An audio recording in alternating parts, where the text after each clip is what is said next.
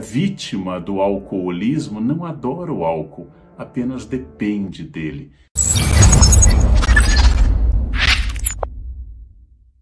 Em todas as famílias, praticamente, se não pelo menos no seu círculo de amizades, você tem alguém que tem um problema com bebida. Não porque beba de vez em quando, coisa que praticamente todas as pessoas já passaram, mas porque com frequência se excede e de forma grave e repetidas vezes. E com frequência essa pessoa passa a beber em horários socialmente menos comuns, como beber muito pela manhã. E quando finalmente o problema atinge a família e o emprego, causando danos profissionais e pessoais muito grandes, nós podemos estar diante de um caso de alcoolismo. Por que nós falamos de um alcoólico e não de alcoólatra? A palavra alcoólatra, apesar de existir na língua portuguesa há muito tempo, ela poderia indicar uma veneração pelo álcool. Latria é uma palavra que se usa para adoração. Idólatra, uma pessoa que adora ídolos. Alcoólatra seria uma pessoa que adora o álcool. E, na verdade, essa palavra esconde um problema. Um problema que a vítima do alcoolismo não adora o álcool, apenas depende dele. É uma doença. Primeira questão fundamental: alcoolismo é uma doença. É uma doença de raízes múltiplas, psíquicas e talvez genéticas. É uma doença em que a pessoa é arrastada para um vício que excede a ela muitas vezes de forças imediatas para poder interromper. Eu tenho que entender um processo de doença para que eu não faça um julgamento moral. Quando eu interpreto que beber demais ou usar alguma droga é só uma falta de vontade ou uma falta de caráter, eu tento dar uma leitura moral a um fenômeno biológico ou psíquico. Muita gente acha isso da depressão, outros acham que a dependência do cigarro é exclusivamente falta de força de vontade. Nem sempre é assim. Há muita presença de alcoólicos com quadros de pais e avós alcoólicos. Há com frequência uma disposição genética e mais uma série de fatores ambientais e sociais. O alcoolismo é um problema muito complexo e muito grave. Há sociedades como a nossa, muito tolerante com o álcool, sociedades onde as crianças e os adolescentes muitas vezes são introduzidos e expostos ao vício ainda, por exemplo, na adolescência.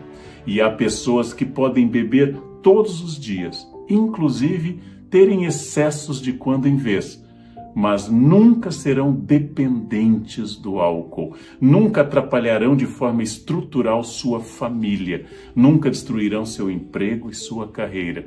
Essas pessoas bebem, consomem álcool, como eu, quase todas as noites tomo uma taça de vinho. Jamais fui visto bêbado ou caindo pela rua ou mesmo em casa. Jamais fui trabalhar sob influência do álcool. Tenho horror ao álcool até à noite, apenas à noite que essa taça de vinho, e não sempre, é um prazer meu.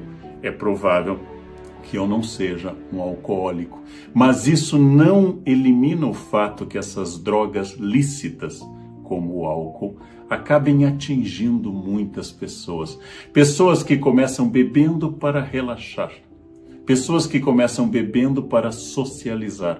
Pessoas que são tímidas ou que são tensas e encontram no álcool uma muleta. Tal como o cigarro, o uso social do álcool, fumar quando eu estou em um ambiente de exposição, fumar quando eu estou tenso, beber quando eu estou tenso, vai ser uma muleta crescente para essas pessoas e uma muleta que produz a dependência. Se houver um quadro mais amplo, às vezes de crise pessoal, de desemprego ou simplesmente o álcool se torna um companheiro, nós temos um quadro que pode conduzir ao alcoolismo. É um problema grave, um problema que provoca muitos acidentes de trânsito. A nossa tradição é muito liberal com beber e dirigir. É recente o combate de leis mais duras que vão punir, que vão criminalizar o motorista que dirigir alcoolizado. A nossa tradição social é de muita tolerância com o álcool, que como droga lícita está à venda legalmente só para quem tem mais de 18 anos, mas com facilidade nós sabemos que menores podem adquirir a bebida e podem se tornar dependentes dela. Não é um problema. Se uma vez, em um momento de grande euforia ou de grande tristeza, você se excedeu, não deve acontecer. Não deve ocorrer, porque inclusive às vezes há danos irreversíveis aos neurônios e há danos ao sistema digestivo. Mas o pior de tudo não é um episódio de excesso ou de embriaguez, é quando isso se torna regular.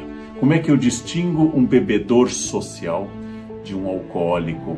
O alcoólico começa a ter uma interferência grande na sua vida. Bebeu demais em um sábado de festa, isso é aceito por quase todo mundo.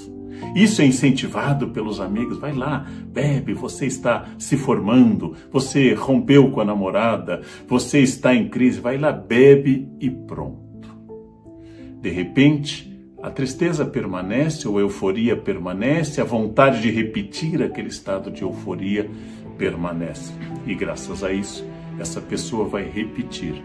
Quando se torna um problema, como eu disse no início, quando a repetição, quando a bebedeira, quando a embriaguez vai se tornar um hábito, uma dependência e começa a afetar, e nós passamos do hábito, do gosto pela bebida, do gosto por cerveja, por cachaça, por vodka, tequila, vinho, para uma bebida necessária, até que a pessoa passa a beber sistematicamente para enfrentar essa necessidade que permanece. Aí nós podemos estar diante de um caso de alcoolismo.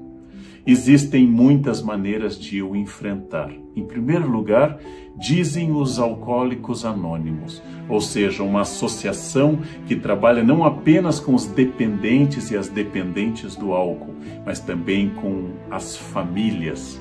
São anônimos para preservar um pouco da honra social das pessoas, são anônimos porque eles fazem um grupo onde cada dependente conta das suas experiências, tem passos importantes, mas o mais fundamental de todo o processo de Alcoólicos Anônimos, e vale para qualquer vício, eu tenho que poder dizer claramente, de forma direta e objetiva, eu tenho um problema com álcool.